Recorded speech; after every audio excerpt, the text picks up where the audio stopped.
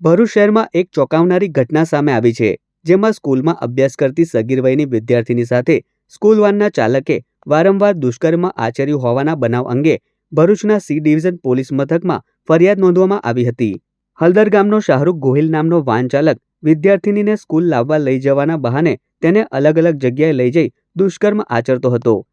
સગીરા હોવા છતાં આરોપીએ તેની ઉપર અનેક વખત અત્યાચાર કર્યો હોવાનું સામે આવ્યું છે. આ ઘટના અંગે વિદ્યાર્થીનીએ પોતાના પરિવારને કેફિયત આપતા મામલો પ્રકાશમાં આવ્યો હતો.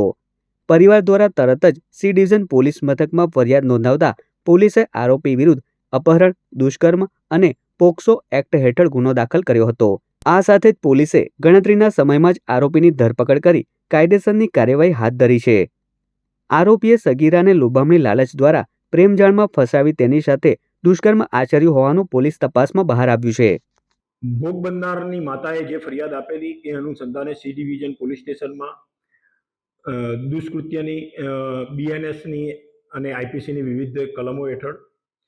તથા પોક્સો એક્ટની વિવિધ કલમો હેઠળ ગુનો દાખલ તાત્કાલિક કરવામાં આવેલો હતો. સી ડિવિઝનના પીઆઈ શ્રી એનઆર ચૌધરીએ તાત્કાલિક ગુનાની તપાસ સંભાળી અને તપાસ કરતા આમાં વિગત એવી જણાઈ આવેલી કે આ જે સગીર વયની કિશોરી છે એ 9મા ધોરણમાં અભ્યાસ કરતી હતી અને જે ઇકો ગાડીમાં સ્કૂલે જવા માટે અપડાઉન કરતી હતી એ ઇકો ગાડીના ચાલકે તેને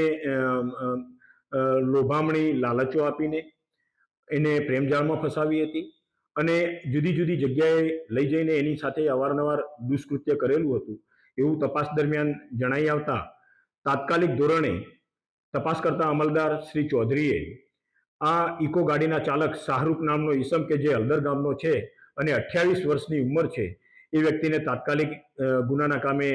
પુરાવા એકત્રિત કરી અટક કરેલો અને વધુ પુરાવા એકત્રિત કરવા માટે